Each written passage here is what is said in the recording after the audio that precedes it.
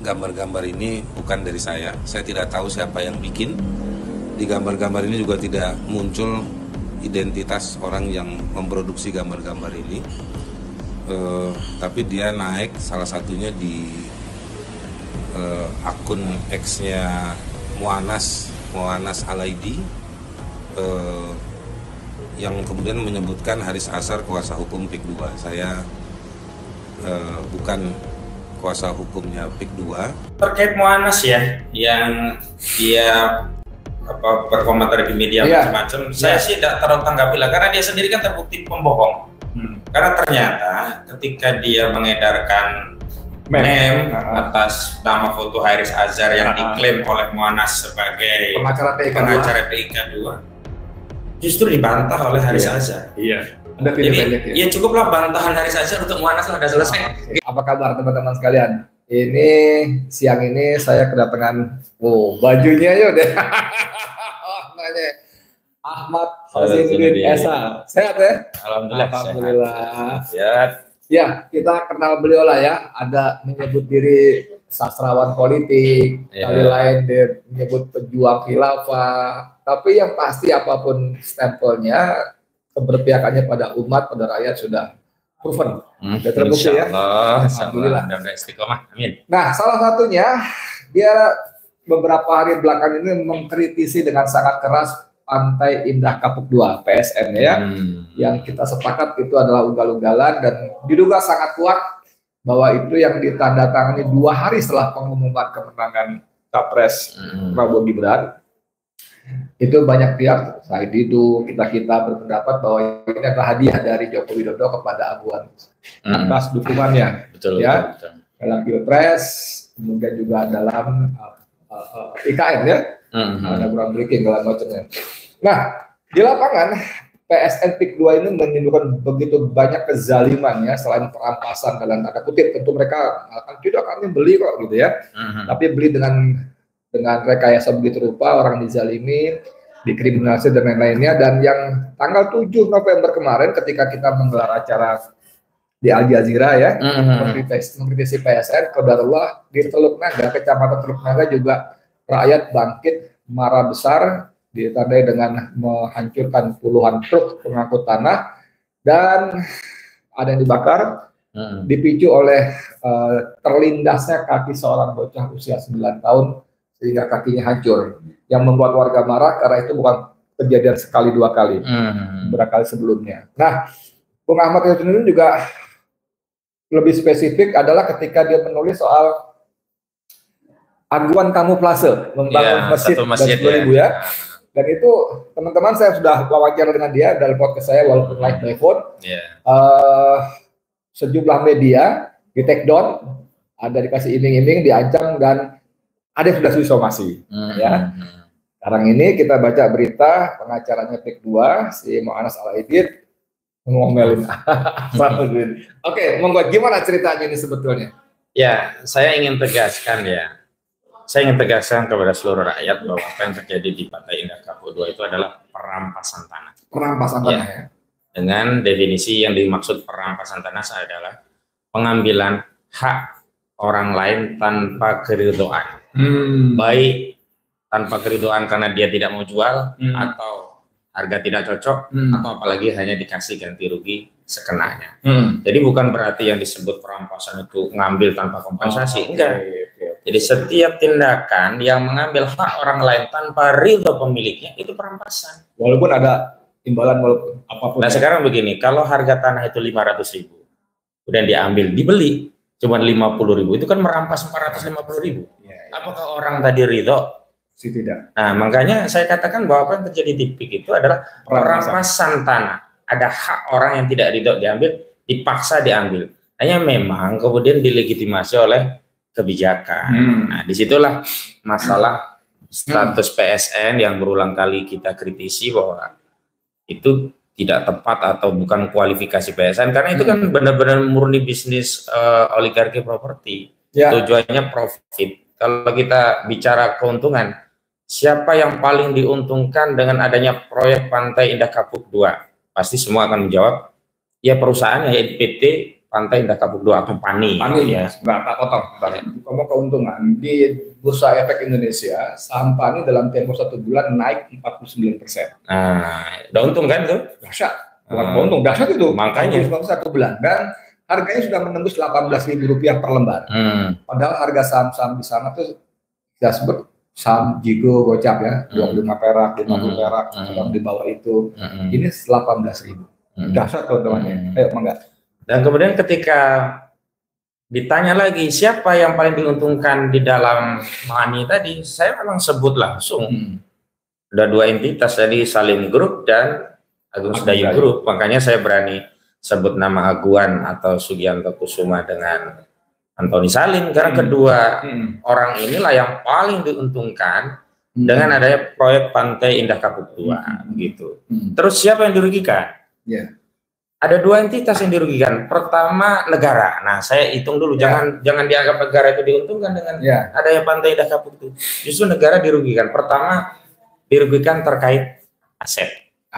Karena ada aset-aset laut yang itu punya sungai, bantaran sungai, laut. Nah, itu yang kewenangannya dari negara diambil alih oleh swasta. Dan itu saya tidur mengatakan kurang lebih 10.000 hektar. Tuh, bayangkan kalau kita kalikan berapa nilainya? Kali 100.000 ya berapa? Iya, gitu. Itu dari sisi kerugian negara. Yang kedua kerugian negara adalah berkurangnya potensi pendapatan negara dari proses peralihan hak ya dari pemilik tanah kepada entitas pengembang. Dan itu saya pastikan nggak langsung ke PANI. Karena ada beberapa layer-layer, sehingga seolah-olah tidak ada urusan sama PANI.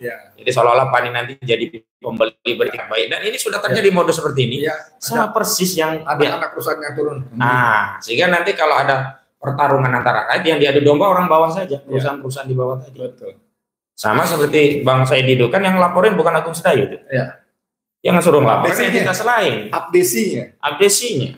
Asosiasi Perangkat Desa. Nah, jadi memang kalau kita mau lihat kerugian negara adalah dari potensi PPH dan BPHTB dari peralihan hak tadi. Perpajakan lah gampangnya. Kalau pajak dari harga jual 500.000 dengan pajak dari harga jual 50.000 kan pasti beda dong. Sama-sama 5% beda. Beda sama-sama 5%. Dan saya sudah hitung untuk kemarin kalau itu pajaknya 100.000 hektar atau 1 juta meter itu semuanya terrealisasi sampai di ujung. Itu harusnya 75 triliun, sementara dari pajaknya aja. Iya, sementara kalau dengan pembebasan lahan hanya harganya 50.000 ya cuma 2,5 triliun. Jadi ada tunggu. Kalau harusnya 50 ya, harusnya 50 triliun, jadi tinggal 2,5 triliun. Jadi berapa 47,5 triliun potensi hilang. Kalau sampai tuntas nanti ya di ujung ya. Tapi kalaupun nggak tuntas kan berarti terjadi kelipatan kerugian kan. Dari yang per meter harusnya itu 25.000 tinggal 2.500 perak. Kalau kita hitung 5% dari 25.000 begitu. Nah, belum lagi kerugian sosial. Ya, kerugian sosial macam-macam. Termasuk kemarin kerusuhan itu kan jadi kerugian sosial buat kita semuanya. Itu tidak akan terjadi kecelakaan dan sebagainya itu kalau nggak ada proyek tadi. Dan sebenarnya kemarin itu nggak bisa loh Bang. Proyek ditutup dengan 3 hari sementara penghentian terus perbuknya mau dinaikkan ke perda begitu. Karena ini sudah ada pelanggaran perbuk dan itu dilakukan oleh bukan hanya entitas PANI ya, mitra bisnisnya termasuk aparat. Kan ada peraturan bupati itu kan persyaratannya jam 10 malam sampai jam 5 pagi. Operasional truk yang besar. Itu kan ada tujuan baik biar nggak ganggu kehidupan masyarakat, aktivitas anak sekolah macam-macam. Nah, ini 24 jam. 24 jam. Dan satu lagi Bos, itu truk-truk yang beroperasi itu rata-rata masih baru dan tidak ada plat nomornya. Nah, itu pelanggaran lagi. Padahal dalam undang-undang lalu lintas kita semua kendaraan bermotor yang beroperasi jalan harus punya makanya nomor polisi. Jangan mobil dari hasil import ilegal itu. Bisa jadi. Iya kan? Harus diusut itu. Oke, jadi teman-teman sekalian ini emang seru sekali ya. Tempo hari waktu beliau kita undang di acara kita di Bung Ahmad ini menyebut ada 4 kerugian ya. Dari finansial tadi. Nah, yang paling penting spiritual kerugian. Nah, saya baru mau ngomong spiritual, makanya masuk ke tadi kamuflase. Aguan ketika groundbreaking 250 rumah yang difasilitasi oleh ARA, bekas pegawainya itu, Menteri Marwarar Sirait, bekas pegawainya Aguan. itu mengatakan dia akan membangun satu masjid yang megah, ya kan? Dan Kompas secara sembrono menuliskan judul berita ada misleading seolah-olah 10.000 rumah dan masjid besar gitu ya. Nggak itu dimaksud, itu dipersoalkan. Tapi teman-teman sekalian, nanti saya katakan ketika saya mencari lagi berita itu sudah tidak ada. Ada yang di take down beritanya, bahkan teman kita persuasi.id itu di take down websitenya. Ya, Suara Nasional Jakarta 1 juga websitenya itu. Suara Nasional bahkan sesuai somasi dari Muanas Alaidin ya, itu dia menyatakan permohonan maaf dan mengatakan bahwa artikel yang dimaksud tidak benar dan menimbulkan kegaduhan. Ini kan sudah intervensi kepada kebebasan pers. Betul. Harusnya kalau keberatan maju ke Dewan Pers. Betul. Ada perjanjian atau minimal bikin surat bantahan. Dan itu namanya hak sanggah, dan itu setiap media punya kewajiban untuk memuat gitu ya. Nah sekarang bagaimana nih? Apakah dengan seperti ini, Bung Ahmad, langkah berikutnya bagaimana? Kalau terkait Muanas ya, yang dia berkomentar di media macam-macam, saya sih tidak terlalu tanggapi lah, karena dia sendiri kan terbukti pembohong. Karena ternyata ketika dia mengedarkan meme atas nama foto Haris Azhar yang diklaim oleh Muanas sebagai pengacara PIK 2, justru dibantah oleh Haris Azhar. Iya. Jadi ya cukuplah bantahan Haris Azhar untuk Muanas sudah selesai gitu. Karena itu satu kubu tapi beda kandang. Saya tidak tahu apakah satu kubu beda kandang, tapi yang jelas bantahan dari Haris Azhar itu mengkonfirmasi ini orang kagak benar. Untung aja Haris Azhar gak marah itu dilaporin jadi kasus itu.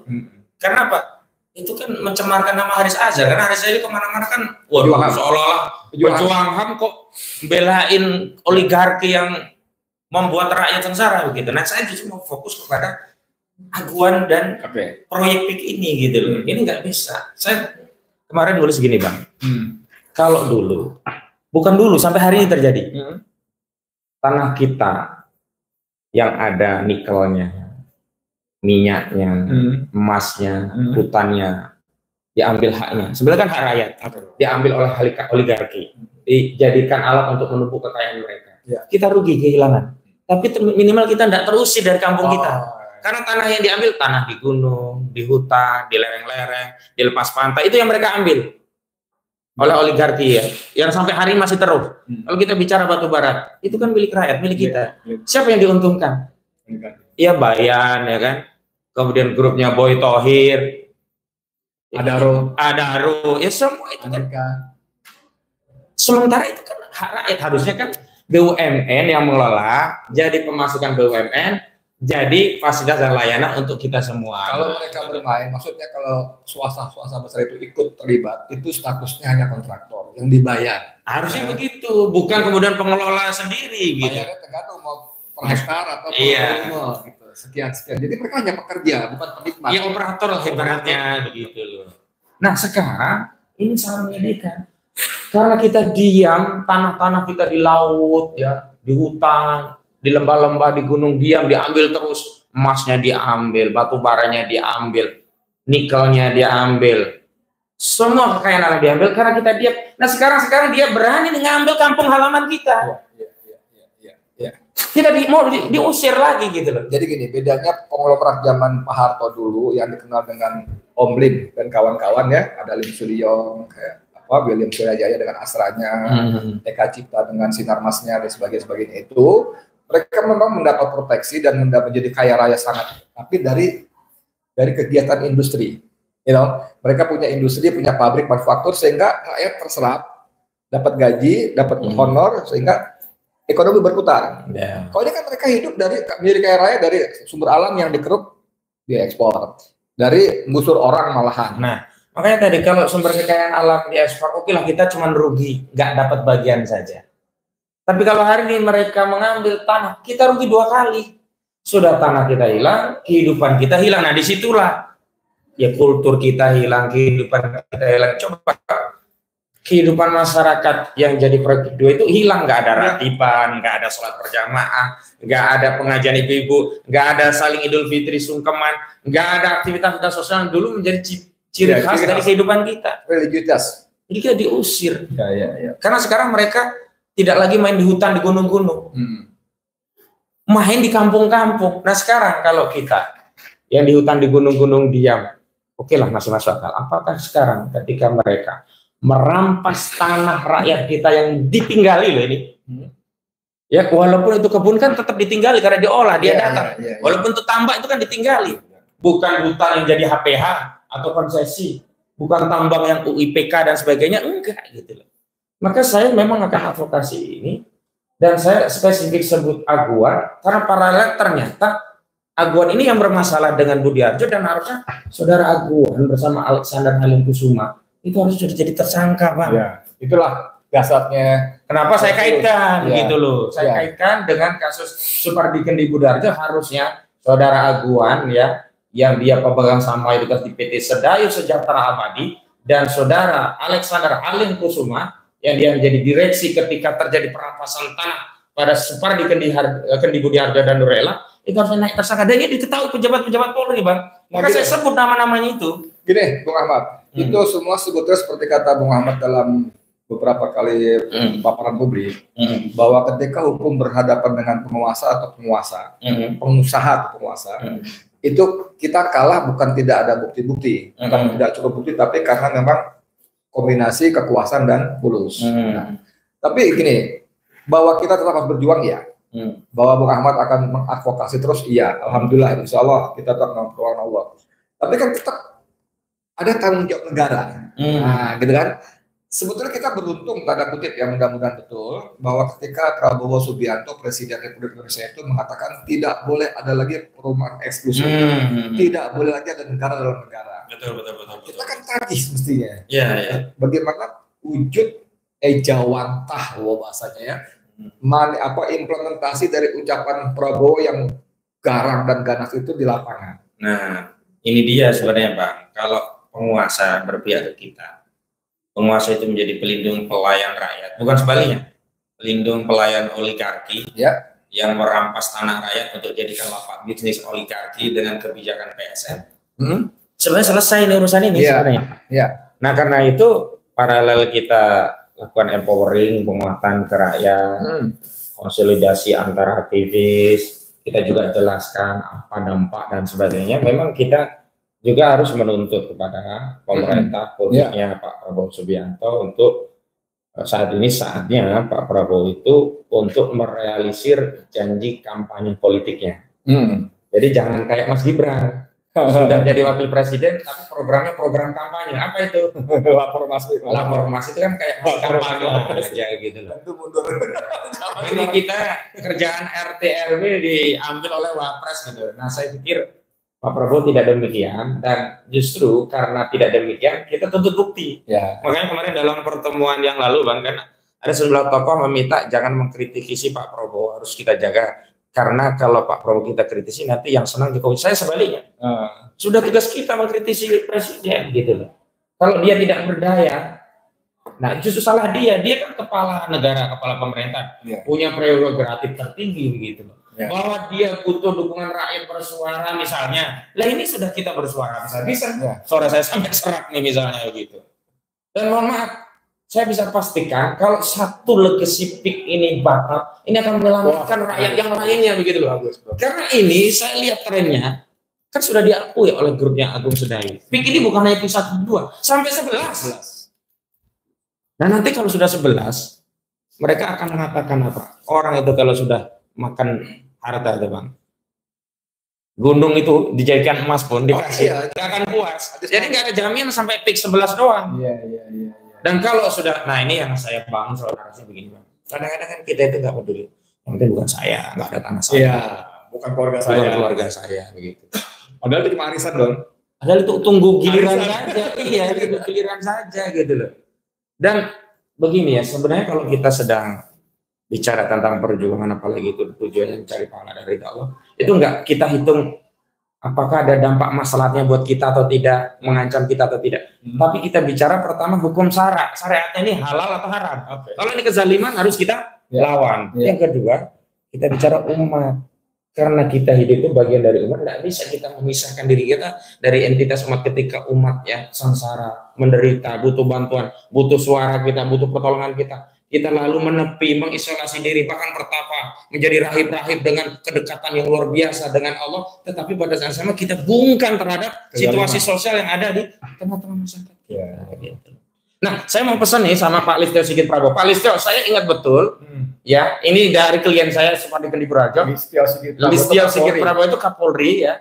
Dulu waktu Pak Listio menjadi Kadif Propam kan sudah sampai kasusnya Aguan nih, harusnya sudah tersangka di eranya. Bapak saat itu Kapolrinya adalah Pak siapa Tito Karnavian. Tito ya, Tito. Iya, Pak Tito. Dan kasus ini kan laporan perampasan tanah SK Budi Harjo oleh ya entitasnya Aguan ini Sedaya Sejahtera Abadi, di mana Aguan sebagai pemegang mayoritas tanah, anaknya Aguan Alexander Halim Kusuma sebagai direksinya, harusnya naik jadi tersangka. Pak, udah terbukti, udah gelar perkara. Pak Aridono saya itu kabar reskrimnya. 2 periode loh, ada sebelumnya Pak Idam Aziz laporan masuk, berkas lengkapnya itu harusnya tinggal naik ke penyidikan jadi tersangka, itu daerahnya Tito Karnavian. Dan ini orang-orang yang saya sebut itu tahu semua, Pak. Penyidik itu jadi bahasa tahu semua.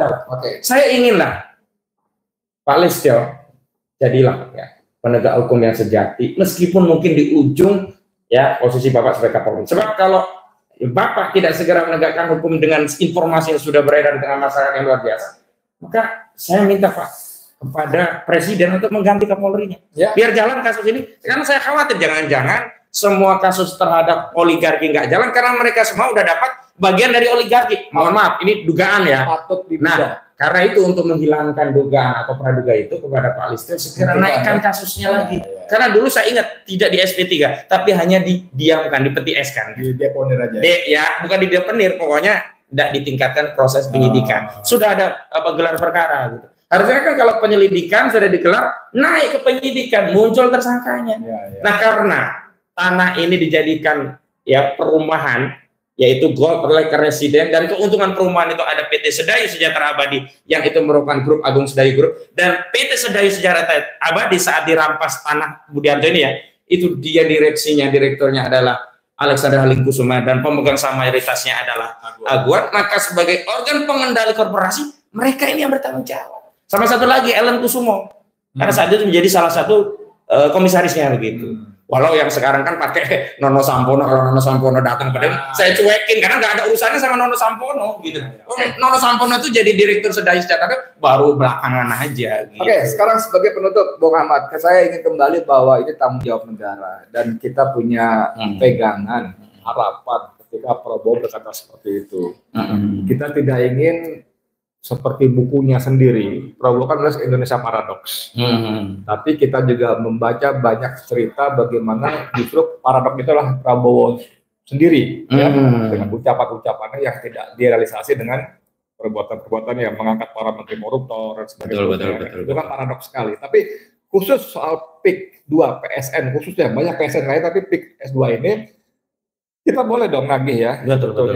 Nah sekarang sebagai closing statement, apa yang mau Bung Ahmad sampaikan? Saya ingin sampaikan kepada Presiden Republik Indonesia Pak Prabowo Subianto agar apa yang Bapak sampaikan itu sejalan antara kata-kata dengan perbuatan, agar tidak ada lagi paradoks. Bukan dalam buku Pak Prabowo, tidak ada lagi paradoks pada diri Pak Prabowo yang bisa dilakukan oleh Pak Prabowo. Yang pertama adalah segera melakukan evaluasi terhadap PSN yang diterapkan kepada Pantai Indah Kapuk 2 dan batalkan status PSN. Saya nggak anti. Ya nggak anti pembangunan, nggak anti ada swasta membangun proyek properti, silakan saja, tapi berlaku transaksi yang wajar. Artinya apa? Jangan meminjam kewenangan negara dengan PSN, karena kalau dengan PSN itu dengan Undang-Undang Nomor 2 Tahun 2012 tentang pengadaan tanah untuk kepentingan umum, sehingga tidak ada transaksi, nggak ada.